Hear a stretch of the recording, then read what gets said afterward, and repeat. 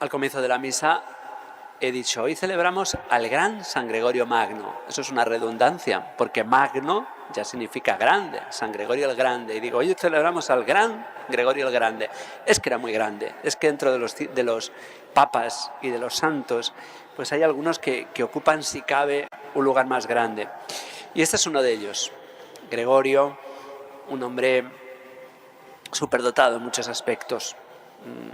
Lo consideramos uno de los 4 grandes padres de Occidente, así como Oriente dio muchos padres, de los primeros, padres apostólicos, padres que han sido los primeros que nos han interpretado la Sagrada Escritura, que han sido testigos, discípulos de los apóstoles o discípulos de los apóstoles, pues los grandes padres de Occidente, de la parte latina del imperio, han sido un poquito más tardíos.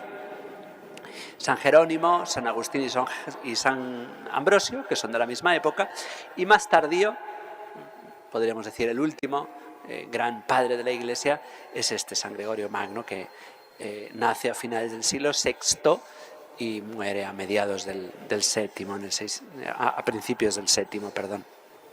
Nace a mediados del VI y muere a principios del VII.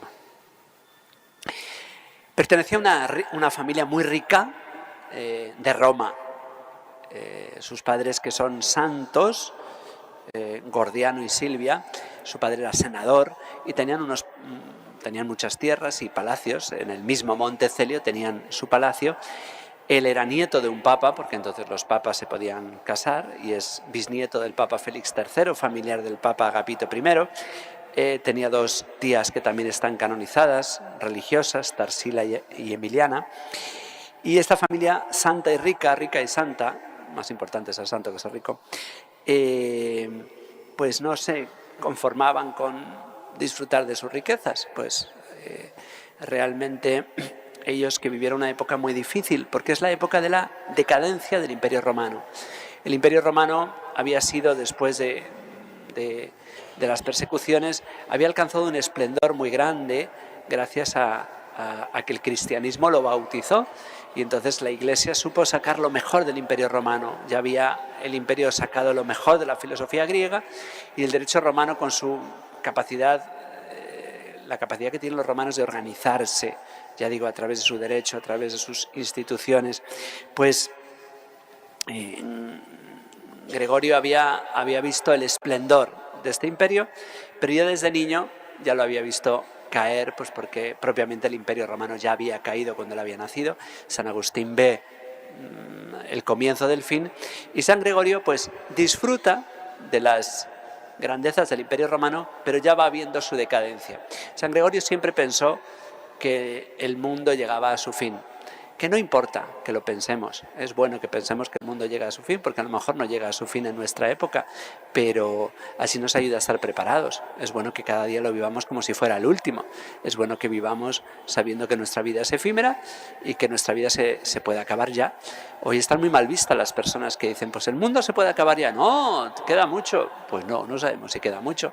No está bien decir, yo sé que se acaba hoy, yo sé que se acaba en esta época. No lo sabemos, nadie lo sabe. Pero es bueno que vivamos pensando que se acaba el mundo, porque esto nos va a ayudar a vivirlo mejor, a aprovechar sus grandezas y no asustarnos porque sus miserias se acaban. Pues San Gregorio estaba convencido de que se acaba todo, porque los bárbaros estaban invadiendo el imperio. Roma había sido, él cuando era niño vio como varias veces los ostrogodos habían saqueado Roma, y luego cuando sea mayor serán los lombardos. El caso es que él llega a hablar del caos, llega a decir, por todas partes vemos luto y oímos gemidos. Sin embargo, ante esta terrible decadencia de la época en la que vive, en ese sentido muy parecida a la nuestra, nosotros vivimos una época decadente, una época que todavía disfruta el esplendor de todo lo que hemos recibido de los mayores, y hay como una inercia que nos hace vivir mejor y ver muchos avances, pero por otro lado, quien quiera verlo ve que todo se resquebraja cómo se resquebraja la familia, cómo se resquebrajan las almas, cómo esta es una sociedad que vive inserta en la cultura de la muerte, que no quiere tener hijos, que no cree en la familia, que fomenta la ideología de género, el placer para allá, pero mañana Dios no importa. Pues todos adivinamos que esta es una sociedad pues como el que tiene osteoporosis, ¿no? Todavía el cuerpo se ve entero, pero se nota que esto se resquebraja. Esto exactamente lo vivió él. Esto se puede vivir con una queja, como diciendo qué mal está todo, qué asco de sociedad, yo no quiero vivir en esta época, en este mundo. No hizo eso San Gregorio. San Gregorio, que vio que se resquebrajaba su mundo, pero Dios sabe renovar las cosas y hacerlas nuevas. Bueno, pues él no se cruzó de brazos, no se quedó en la queja. Ya a los 23 años fue nombrado prefecto de Roma, que era el más alto cargo al que se podía aspirar, porque como el emperador había caído, Roma estaba medio protegida por el emperador de Oriente, pero los bizantinos estaban muy lejos y entonces pues Roma muchas veces no contaba con el apoyo de nadie. Y ahí estaba el prefecto intentando mantener la grandeza de Roma todo lo que podía. Él había tenido una grandísima formación, había estudiado mucho, derecho, todo lo que hacía falta, y bueno, pues era una especie de alcalde y gobernador de Roma, ya digo, porque por encima de él no había nadie más que el emperador que estaba muy lejos. Era una especie de virrey casi. Y bueno, pues algo grande pasó en su vida, aparte de la santidad de sus padres, de sus tías, estuvo rodeado de santidad, pero vinieron huyendo precisamente de los bárbaros los monjes benedictinos que estaban en Monte Cassino y se exiliaron en Letrán. Y el ejemplo de estos monjes hizo que él le entrase el bichillo de la vocación, pero lo dilató, porque en el fondo le gustaba lo que hacía, intentar que esa ciudad estuviera cada vez mejor, pero al final ya no pudo más, y aunque la dilató, a los 35 años entró en el monasterio, renunció a todas sus riquezas.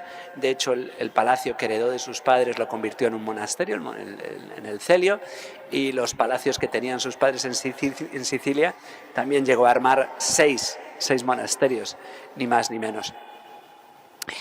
Y bueno, pues el Papa lo mandó como apocrisario, que es una especie de embajador, al centro del imperio entonces, que ya no era Roma, sino Bizancio, la antigua Constantinopla. Ahí hizo muy buenas migas con el propio emperador, conoció santos como San Leandro de Sevilla, el hermano del gran San Isidoro, le escribió cartas muy bonitas que hoy se conservan. Y bueno, pues estuvo ahí 6 años, lo cual le aumentó la formación, y cuando llegó a Roma se puso otra vez a retirarse en el monasterio, porque era lo que ya le gustaba, estar en una vida retirada, pero Dios tenía otros planes para él. Un día vio unos esclavos, porque todavía quedaban esclavos en Roma, que no eran oscuros, no eran ni negros, eran muy rubios, y preguntó que quiénes eran. Nunca había visto hombres tan blancos y tan rubios, y le dijeron que eran los anglos, eran esclavos anglos. Y en latín se hizo un juego de palabras que decían non anglos sed angelos. No le parecieron ingleses, sino le parecieron ángeles. Y preguntó por aquella región pagana, y entonces en su corazón le entró con mucha fuerza que había que evangelizar. Había una parte en el extremo del imperio que no conocía a Cristo, y entonces él dijo, yo tengo que ir ahí. Y quiso ir a Inglaterra a evangelizar, pero los romanos, sus conciudadanos, cuando se enteraron de que aquel que había sido gobernador y que ahora era ni más ni menos que el secretario del Papa, cuando se enteró de que se quería ir de misionero, le dijeron de eso nada, y entonces le obligaron a quedarse en Roma. El Papa le mandó quedarse, y en cuanto el Papa murió, cuando él tenía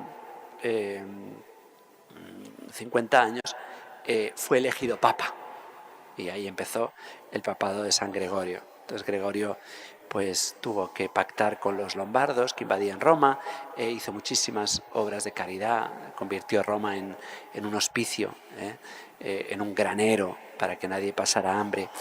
Escribió libros muy importantes para los sacerdotes, la regla pastoral, y para los misioneros las cartas que le había escrito, puesto que él no podía ir a Inglaterra, encargó a otro gran santo, San Agustín de Canterbury, le encargó la evangelización de los anglos, y en una serie de cartas le daba consejos para los misioneros que han sido durante mucho tiempo el libro de cabecera de los misioneros. En fin, hizo muchísimas cosas, pero ya digo, con lo que yo hoy me quiero quedar es con esta capacidad que tuvo San Gregorio de brillar en las tinieblas. Él vive en una sociedad y en un momento de la historia feo, decadente, y sin embargo, él supo brillar en esa oscuridad. Nosotros hemos nacido en una época fea, decadente. Si queremos estar atentos, hay gente que es optimista. No, todo está fabuloso. Nuestra época, si la comparamos con los siglos precedentes, es una época que asusta, es una época fea. Y sin embargo, no podemos estar quejándonos. Es bueno que abramos los ojos y veamos todas las cosas malas que hay en nuestro siglo. Nunca en la historia ha ocurrido lo que está ocurriendo hoy, que es una apostasía general, es decir, que un número tan ingente de bautizados le dan la espalda a Cristo. Nunca en la historia del mundo ha habido tanta gente que se declara atea, que niega a Dios. Es una sociedad fea, es un mundo feo el que vivimos, negro. Y sin embargo, no podemos vivir tristes. Este mundo hay que amarlo, este mundo Dios lo ama. Y en esta oscuridad en la que vivimos, y llamemos a las cosas por su nombre, este mundo es oscuro, nosotros tenemos que ser luz, tenemos que brillar con la alegría de quien se sabe profundamente amado y del que sabe que Cristo puede transformar esto. San Gregorio no se amilanó y esperó a que se acabase su mundo, o que se acabase el mundo, no. San Gregorio hizo todo lo que pudo para evangelizar a los ingleses, para acabar con el hambre en Roma, para intentar evitar las invasiones. San Gregorio no paró. Y esta es nuestra misión, no parar, intentando hacer en todo momento la voluntad de Dios, intentando ganar almas para Cristo, intentando brillar para Él y brillar para los demás. Cuando nosotros miramos la historia, tenemos que intentar no caer en la mera nostalgia del pasado. San Gregorio no hizo eso. San Gregorio admiraba los siglos precedentes del Imperio Romano, pero no cayó en la mera nostalgia. Tampoco la inercia de decir, bueno, pues vamos a dejar que esto siga hasta que se acabe. Tampoco en el peligro de la revolución, que es ese suicidio de querer hacer cosas nuevas sin raíces. No fue conservador, no fue innovador, fue renovador.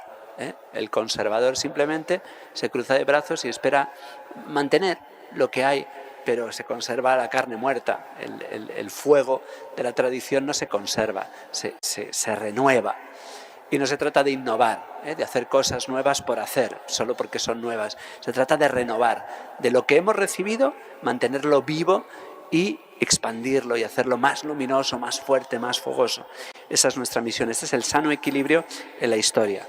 No es equilibrado el ignorar todo lo que está pasando y hacer como que no está pasando, meter la cabeza debajo del ala y fingir como que esto no se hunde. Esto se está hundiendo. Ahora, ¿se va a hundir? Pues a lo mejor no, porque a lo mejor el Señor suscita santos y ojalá estemos entre ellos para que podamos renovar la sociedad en la que vivimos. Que así sea.